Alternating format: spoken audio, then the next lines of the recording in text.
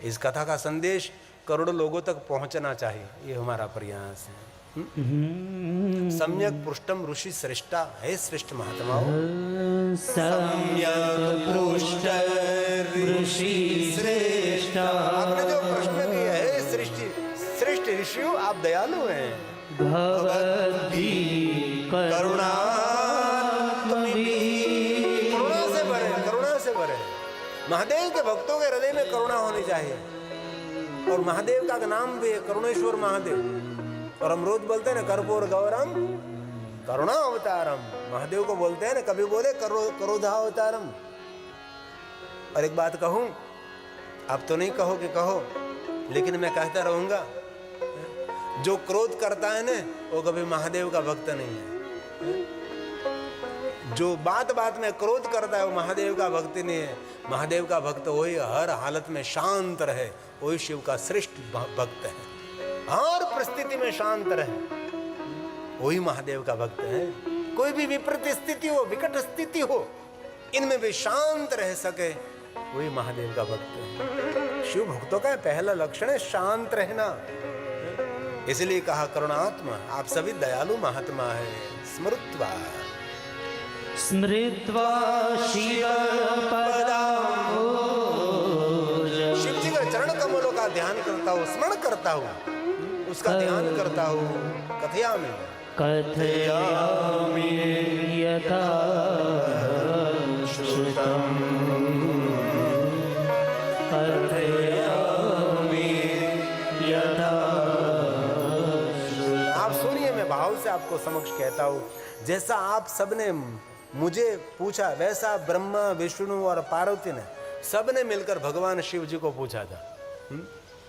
सूत पुराण ने प्रयाग तीर्थ में कहा कि हे ऋषि मुनियों, जो आपने मुझे पूछा वो बात एक बार ब्रह्मा ने, विष्णु ने और ऋषि मुनियों ने, हे पार्वती के साथ सब ने मिलकर भगवान शिव जी को पूछा थे प्रश्न।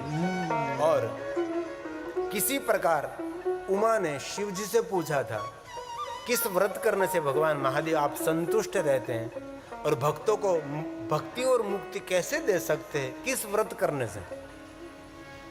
ऐसा पार्वती ने एक बार भगवान शिव जी को विशेष रूप से पूछा था। ऐसा लगता है कि ये कथा एक बार नहीं, बार बार हुई होगी। पहले भी पूछा था।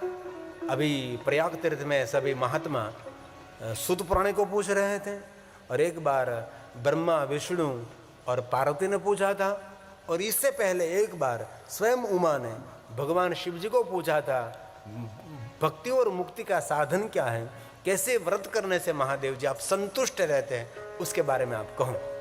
ऐसा पूछा था।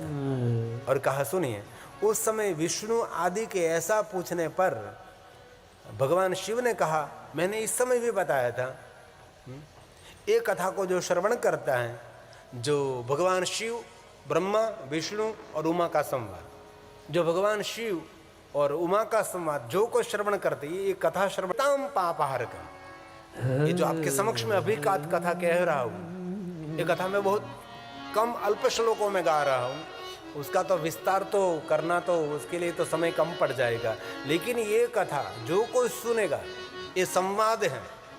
किसका संवाद है? हरि, ब्रह्मा और पार्वती का जो संवाद है। शिव के सामने महादेव ने जो व्याख्या की है, ये जो प्रश्नोत्तरी हुई है, जो संवाद हुआ है, एक कथा को सुनेगा, उनके लिए कहा वो मनुष्य सभी पापों में से मुक्त हो जाएगा। इति पुष्ट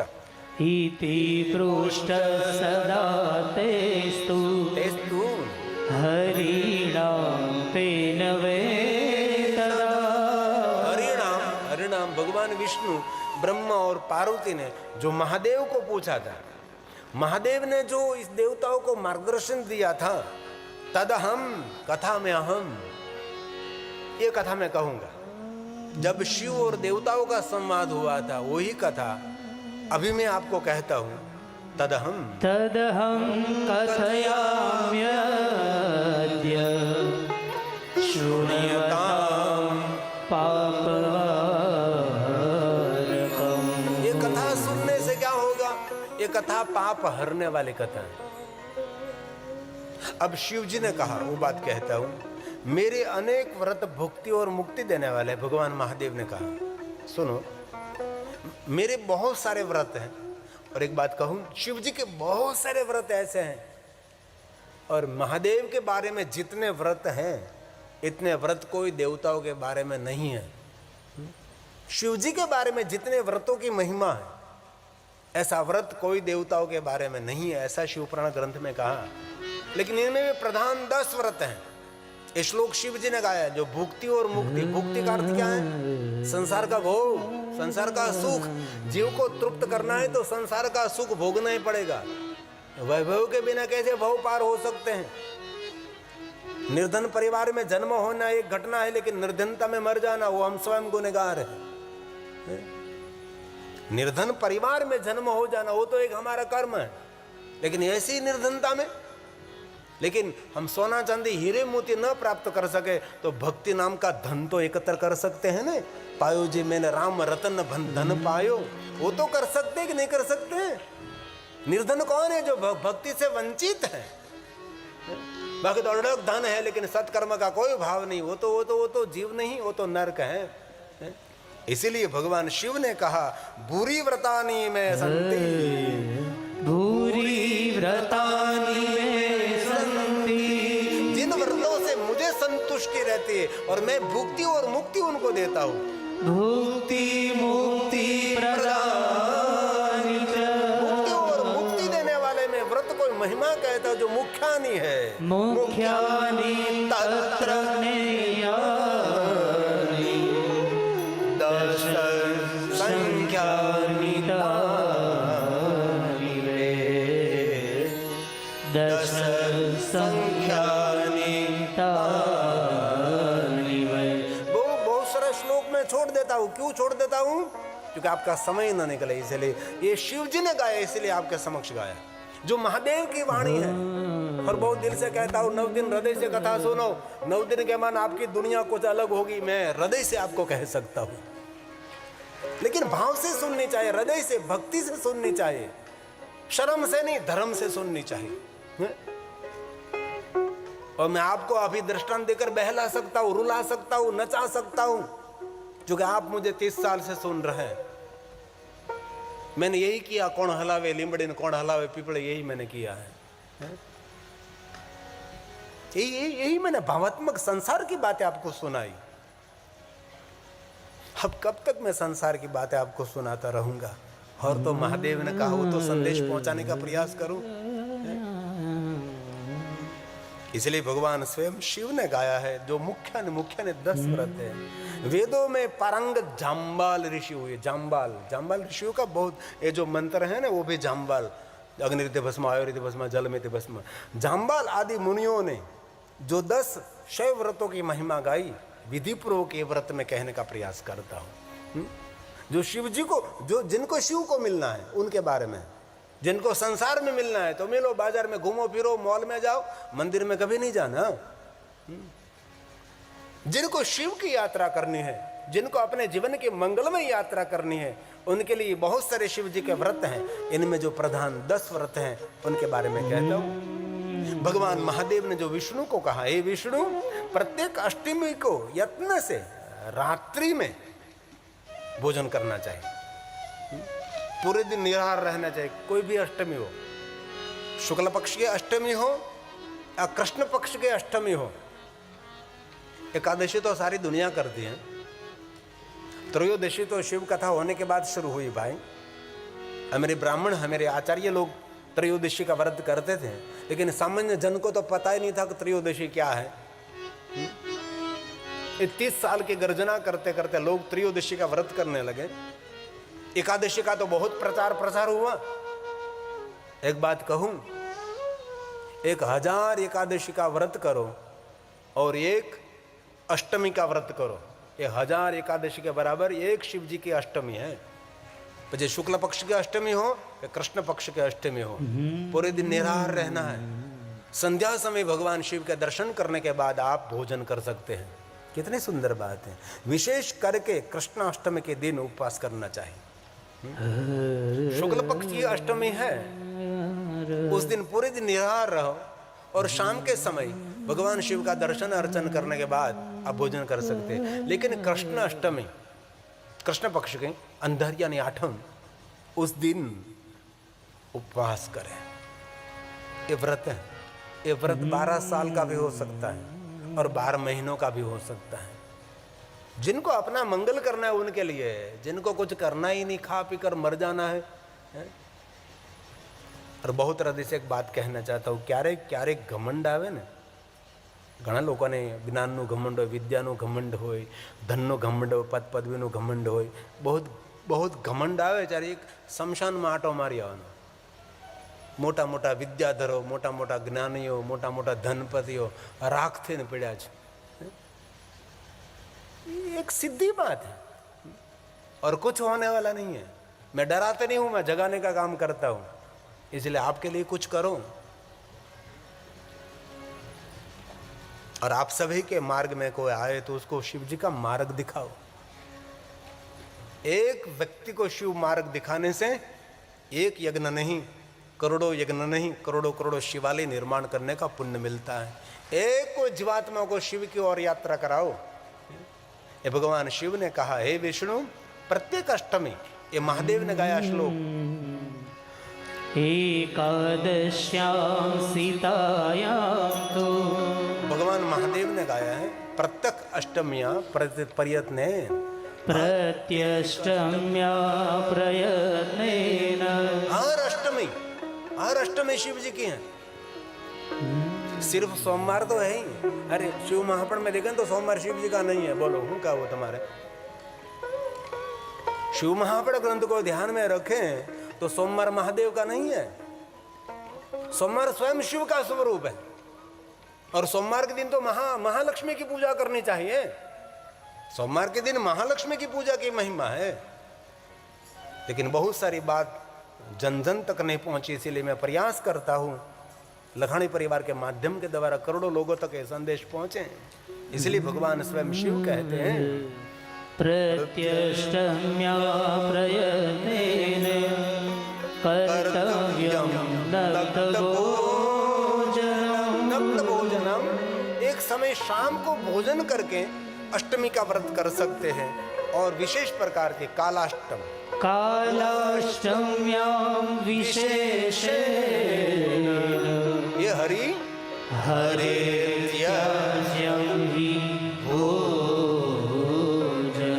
कृष्ण पक्ष की अष्टमी के दिन भोजन का त्याग करना चाहिए। ये आरोग्य के लिए भी श्रेष्ठ है, क्योंकि चंद्र की कला क्षीण होती है ना, तो अमृत में, भोजन में अमृत कम रहता है। ये बड़ा विज्ञान है, पता नहीं आपको। कृष्ण पक्ष के अष्टमी के दिन उपवास करने के लिए क्यों कहा? પછી તમે ઉપવાસ કરો ને હેતકનું ફરાળ કરી જાઓ તો અત્યારે તો ફરાળી ભાખરી ને ફરાળી સબ્જી ને ફરાળી ચાવલ, પટલું ફરાળે ફરાળે ફરાળે ફરાળે ફરાળે। એ ઉપવાસ છે કે પછી ઉપહાસ છે ખબર નહીં પડતી। इसलिए कृष्ण पक्षी में उपवास करें, क्योंकि चंद्र की कला क्षीण होती है। चंद्र की कला क्षीण होती है तो भोजन में अमृत कम होता है। ये बहुत बड़ा एक आयुर्वेदिक विज्ञान भी है। और आगे कहा, एक श्लोक बोलकर मैं कथा को विराम की ओर ले जाऊं। भगवान शिव ने कहा, हे विष्णु जी, शुक्ल पक्ष की एकादशी के दिन उपवास करें।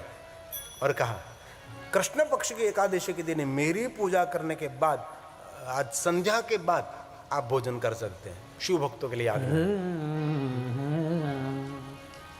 कितना सुंदर बड़ा विज्ञान है, देखो जरा। एकादशी और सभी व्रत एक साथ में नहीं कर सकते, सभी व्रत एक दिन में नहीं हो सकता। कभी एकादशी का व्रत करिए 12 महीनों का, कभी अष्टमी का व्रत करिए, ऐसे तो 10 व्रत किए गए हैं। भगवान शिव ने कहा है, विष्णु जी, शुक्ल पक्ष की एकादशी के दिन हर व्यक्ति को उपवास करना चाहिए। अंजवाड़िया ने 11 दिवस उपवास करो चाहिए। थोड़ा सा फल आहार कर लीजिए, कोई बात नहीं। उपवास न हो सके तो थोड़ा सा पेट में ऐसे अन्न न हो, अन्न का त्याग करें।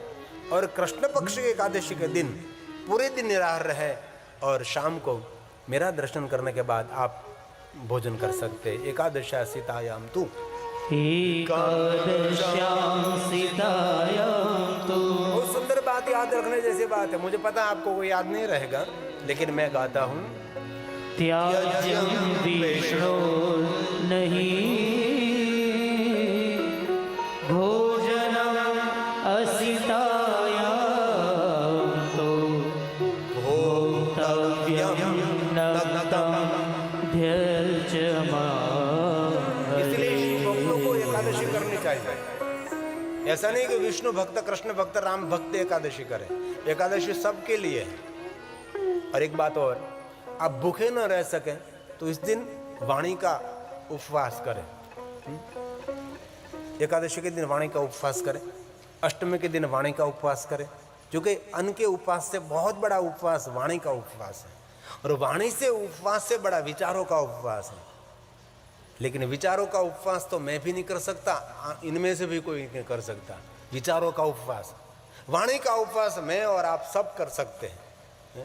और शिव जी के बहुत व्रतों में वाणी का उपवास बहुत महत्व का है।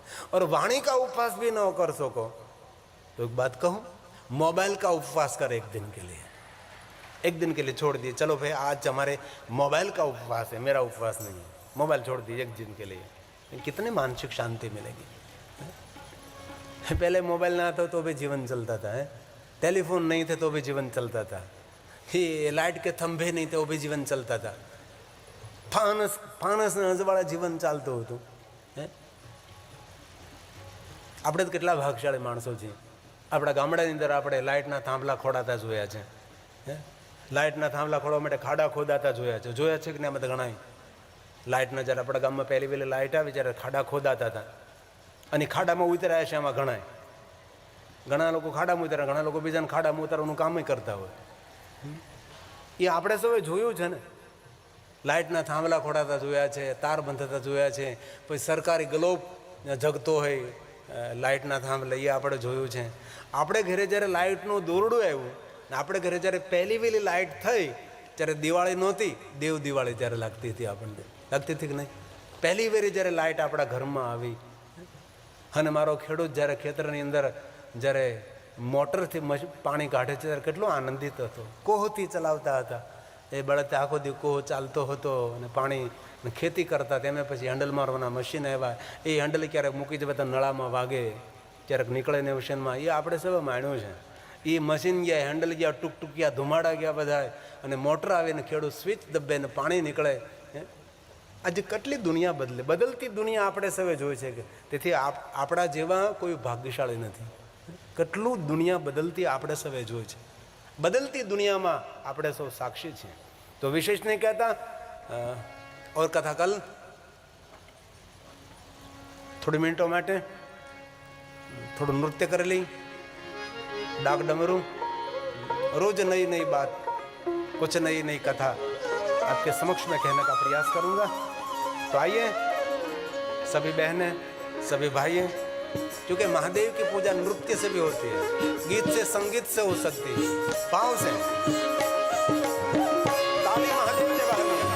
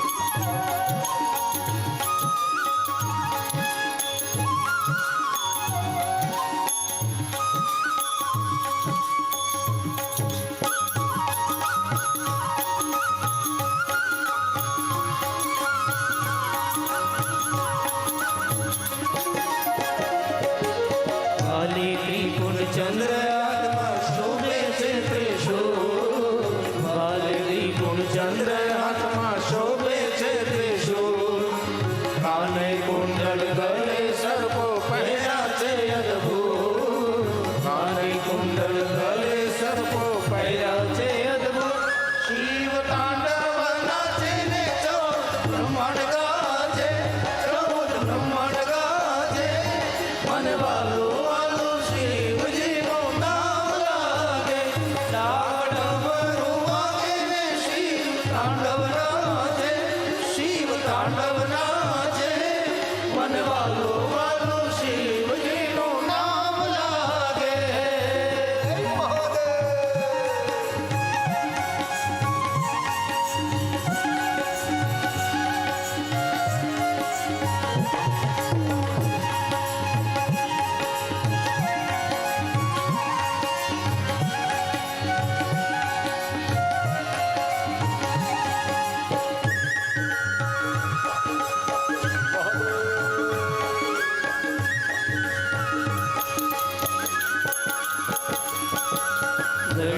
कार्तिक जो आया साथ पार्वती माँ, गणेश कार्तिक जो आया साथ पार्वती माँ, ब्रह्मा विष्णु इंद्र आया आया सब संगा, ब्रह्मा विष्णु इंद्र आया आया सब संगा, नारद वीणा रे बगाड़े संगीत गूंजी गाजे, संगीत गूंजी गाजे, मन वालो वालो शिव जी नो नाम लागे, डाक डमरू वागे ने शिव तांडव नाचे, शिव तांडव नाचे, मन वालो वालो शिव जी नो नाम लागे।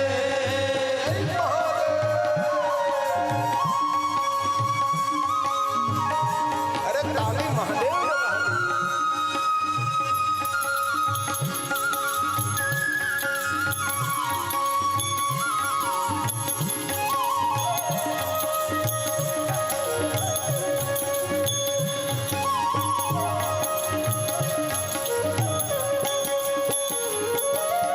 योगिनी समाधि टूटी आव्या कैलासदा, योगिनी समाधि टूटी आव्या कैलासदा, हर हर शंभु गूंजी उठे ना, हर हर शंभु गूंजी उठे ना, भगवा गूंगे रामाजी रे नंदी तालया पे, नंदी तालया पे, मन वालो वालो शिव जी नो नाम लागे, डाक डमरू वागे ने शिव तांडव नाचे, शिव तांडव नाचे, मन वालो वालो शिव जी नो नाम लागे।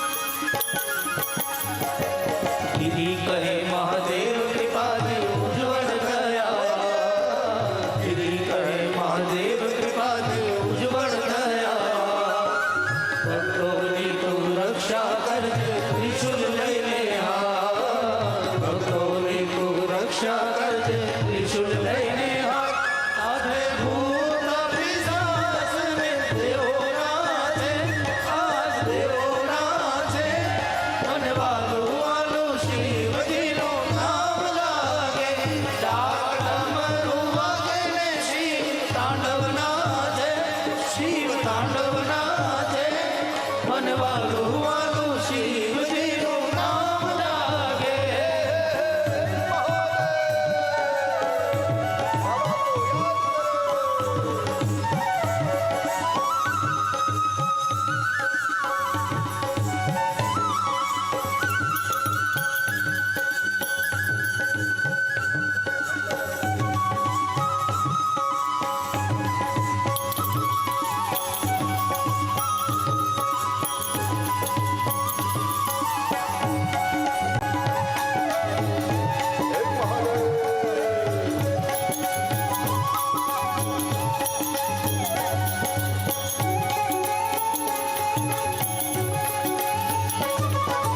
गाओ गाओ प्रेम से गाओ, गाओ गाओ प्रेम से गाओ, प्रेम से गाओ दिल से गाओ, प्रेम से गाओ दिल से गाओ, भाइयों गाओ बहनों गाओ, भाइयों गाओ बहनों गाओ, भाइयों गाओ बहनों गाओ, भाइयों गाओ बहनों गाओ, सब मिलकर गाओ हरि ओम नमः शिवाय, सब मिलकर गाओ हरि ओम नमः शिवाय, ओम नमः शिवाय, हरि ओम नमः शिवाय, ओम नमः शिवाय, हरि ओम